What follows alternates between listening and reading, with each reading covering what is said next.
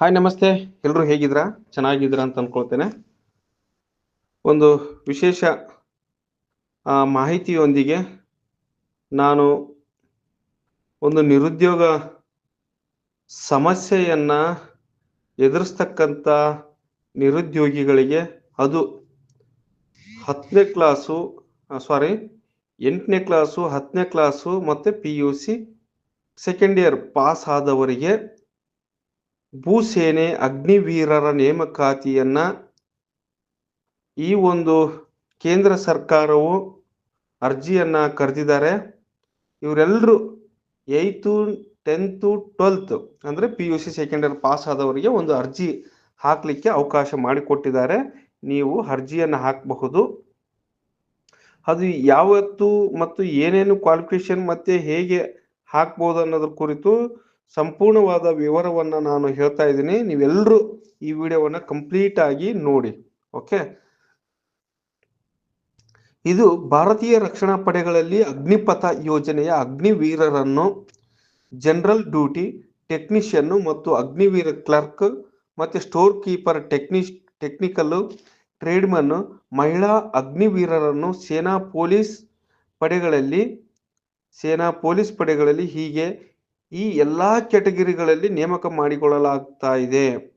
ಇದೀಗ 2025-26ನೇ ಸಾಲಿನ ಅಗ್ನಿವೀರರ ನೇಮಕಾತಿಗೆ ಸಂಬಂಧ ಆನ್ಲೈನ್ ಅರ್ಜಿಯನ್ನ ಸ್ವೀಕಾರವು ಇಂದಿನಿಂದ ಅಂದ್ರೆ ಮಾರ್ಚ್ 12, 2025ರಿಂದ ಅರ್ಜಿ ಹಾಕ್ಲಿಕ್ಕೆ ಪ್ರಾರಂಭ ಆಗಿದೆ.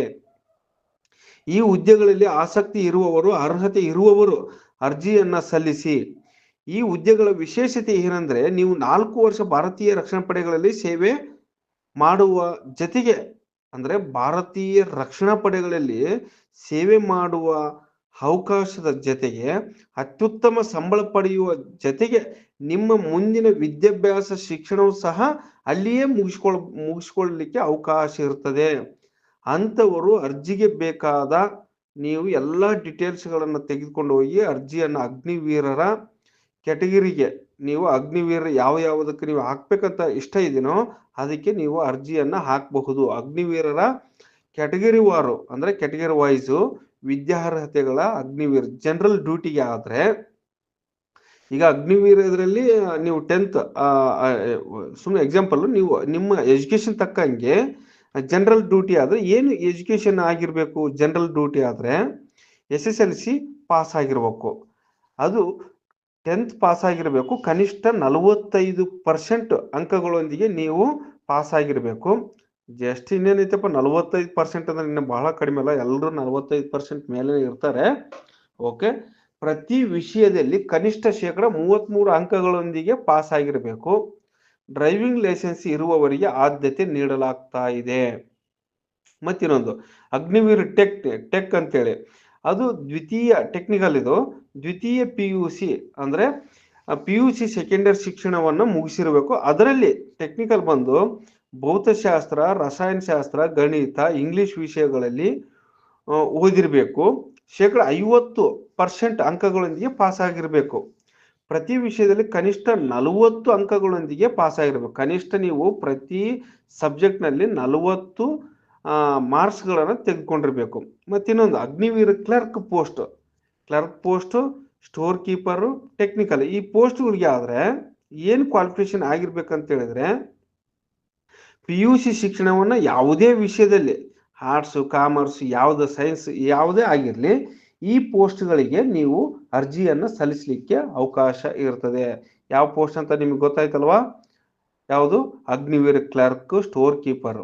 ಓಕೆ, ನೀವು ಆರ್ಟ್ಸ್, ಕಾಮರ್ಸ್, ಯಾವುದೇ ಸೈನ್ಸ್ ಯಾವುದೇನ ಮುಗಿಸಿರ್ರಿ, ಕನಿಷ್ಠ 60%, 60% ನೀವು ಪಾಸ್ ಆಗಿರ್ಬೇಕು. ಅಂದ್ರೆ 60% ಇರ್ಬೇಕು ನಿಮ್ದು ಶೇಕಡ, ಅಂದ್ರೆ ಫಸ್ಟ್ ಕ್ಲಾಸ್ನಲ್ಲಿ ಪಾಸ್ ಆಗಿರ್ಬೇಕು. ಪ್ರತಿ ವಿಷಯದಲ್ಲಿ 50 ಅಂಕಗಳನ್ನು ಪಡೆದು, ಕನಿಷ್ಠ ಪ್ರತಿ ಒಂದು ಸಬ್ಜೆಕ್ಟ್ ನಲ್ಲಿ 50 ಅಂಕಗಳನ್ನು ಪಡೆದಿರಬೇಕು. ಅಗ್ನಿವೀರ್ ಟ್ರೇಡ್ಮನ್ಸ್ಗಾದ್ರೆ 10ನೇ ತರಗತಿ ಪಾಸ್ ಆಗಿರ್ಬೇಕು. ಅಗ್ನಿವೀರ್ ಟ್ರೇಡ್ಮನ್, ಅದಕ್ಕೆ 8th 10th PUC second year pass ಆದವರು ಅಗ್ನಿವೀರ್ಗೆ ನೀವು ಅರ್ಜಿಯನ್ನು ಸಲ್ಲಿಸಲಿಕ್ಕೆ ಅವಕಾಶ ಇದೆ. ಅಗ್ನಿವೀರ್ ಟ್ರೇಡ್ಮನ್ಸ್ಗೆ ಆದ್ರೆ 10ನೇ ತರಗತಿ ಪಾಸ್ ಆಗಿರ್ಬೇಕು. ಪ್ರತಿ ವಿಷಯದಲ್ಲಿ 33 ಅಂಕಗಳನ್ನು ಪಡೆದಿರಬೇಕು. 33 ಅಂಕಗಳನ್ನು ಪ್ರತಿ ಸಬ್ಜೆಕ್ಟ್ ನಲ್ಲಿ ಪಡೆದಿರಬೇಕು. ಓಕೆ, ಅಗ್ನಿವೀರ್ ಟ್ರೇಡ್ಮನ್ ಆದ್ರೆ ಅಗ್ನಿವೀರ್ ಟ್ರೇಡ್ಮನ್ ಆದರೆ 8ನೇ ತರಗತಿ ಪಾಸ್ ಆಗಿರಬೇಕು, ಪ್ರತಿ ವಿಷಯದಲ್ಲಿ ಶೇಕಡ 33 ಅಂಕಗಳನ್ನು ಪಡೆದಿರಬೇಕು. Agniveer general duty military police ಪಡೆಯಲ್ಲಿ ಮಹಿಳಾ ಅಗ್ನಿವೀರರು ಸಹಿತ ಹಾಕ್ಲಿಕ್ಕೆ ಅವಕಾಶ ಇದೆ. ಮಿಲಿಟರಿ ಪೊಲೀಸ್ ಪಡೆಗಳಲ್ಲಿ ಮಹಿಳಾ ಅಗ್ನಿವೀರರು, ಅದು ಜನರಲ್ ಡ್ಯೂಟಿಗೆ. ಓಕೆ, ಅದರಲ್ಲಿ ಬಂದು ಮಹಿಳೆಯರಿಗೆ ಆದರೆ SSLC ಶಿಕ್ಷಣವನ್ನು ಕನಿಷ್ಠ ಪಕ್ಷ ಆದರೂ 45% ಪಾಸ್ ಆಗಿರಬೇಕು.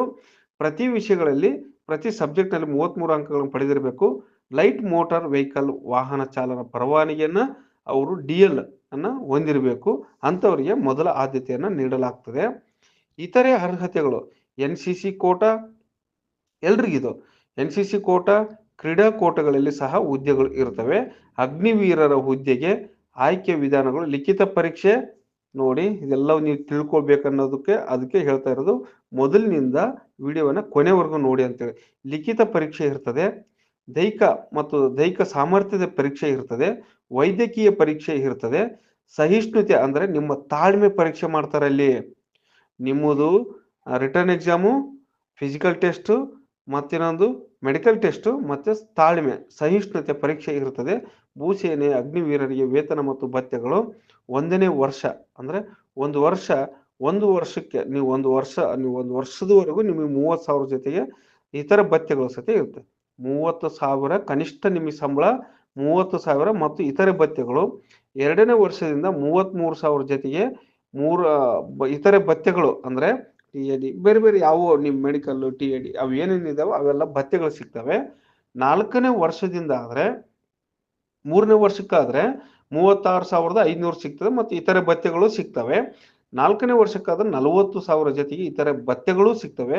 ಅಗ್ನಿವೀರ ಹುದ್ದೆಗೆ ನೀಡುವ ಸೇವಾ ನಿಧಿ ಪ್ಯಾಕೇಜ್, ಅಗ್ನಿವೀರ ಹುದ್ದೆಗೆ ನೀಡುವ ಸೇವಾ ನಿಧಿ, ಲಾಸ್ಟಿಗೆ ನಿಮಗೆ ಸೇವಾ ನಿಧಿ ಪ್ಯಾಕೇಜ್ ಮತ್ತು ಇತರೆ ಭತ್ಯೆಗಳು ಸಿಗ್ತದೆ. Risk and hardship ration, dress, ಪ್ರಯಾಣ ಭತ್ಯೆಗಳು ನೀಡಲಾಗ್ತದೆ. ರು 48 ಲಕ್ಷ ಮೊತ್ತದ ನಿಮಗೆ ಇನ್ಸೂರೆನ್ಸ್ ಸಹಿತ ಇರ್ತದೆ. 48 ಲಕ್ಷಗಳು ನಿಮಗೆ ವಿಮೆ ಮಾಡಿಸಿಕೊಡ್ತಾರೆ. ಅಗ್ನಿವೀರರಿಂದ 9,000 ರು ಮತ್ತು ಸರ್ಕಾರದ 9,000 ರೂಗಳ ವಂತಿಗೆಯಿಂದ ಪ್ರತಿ ತಿಂಗಳು ನಿಮಗೆ 18,000 ರೂಗಳ PF ಸಹಿತ ಸಿಗ್ತದೆ. ನೋಡಿ, ಸರ್ಕಾರದ್ದು 9,000 ಮತ್ತೆ ವಿಮೆ ಟೋಟಲ್ 9,000 ಸರ್ಕಾರದ್ದು, 9,000 ವಂತಿಗೆ, 9,000 ಸರ್ಕಾರ ಕೊಡ್ತದೆ, 9,000 ನಿಮ್ಮ ಹತ್ರ ಕಟ್ ಮಾಡ್ಕೊಳ್ತಾರೆ.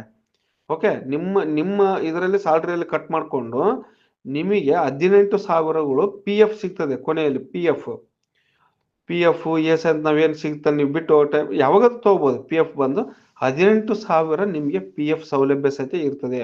ಒಟ್ಟಾರೆ ವಾರ್ಷಿಕ ಆದಾಯಕ್ಕೆ ತೆರಿಗೆಯಿಂದ ವಿನಾಯಿತಿ ಸಹಿತ ಇದೆ. ನೀವು ಎಷ್ಟೇ ಸಂಪಾದನೆ ಮಾಡ್ರಿ, ತೆರಿಗೆ ವಿನಾಯಿತಿ, GST ಬೇರೆ ಟ್ಯಾಕ್ಸ್ ಇನ್ಕಮ್ ಟ್ಯಾಕ್ಸ್ ಕಟ್ ಆಗೋದಿಲ್ಲ. ನಿಮಗೆ ಇನ್ಕಮ್ ಟ್ಯಾಕ್ಸ್ ಇಂದ ರಿಯಾಯಿತಿ ಇದೆ. 48 ಲಕ್ಷ ರೂಪಾಯಿಗಳವರೆಗಿನ ವಿಮಾ ಸೌಲಭ್ಯ ಇರಲಿದ್ದು 48 ಲಕ್ಷಗಳವರೆಗೆ ನಿಮಗೆ ಇನ್ಶೂರೆನ್ಸ್ ಸೌಲಭ್ಯ ಇರ್ತದೆ. ಇದಕ್ಕೆ ಸೈನಿಕರು ವಂತಿಗೆ ಕಟ್ಟಬೇಕಾಗಿಲ್ಲ. ನೀವು ಮತ್ತೆ ಯಾವುದೇ ಇನ್ಶೂರೆನ್ಸ್ಗೆ ನೀವು ಅಮೌಂಟ್ ಕಟ್ಟುವ ಆಗಿರೋದಿಲ್ಲ.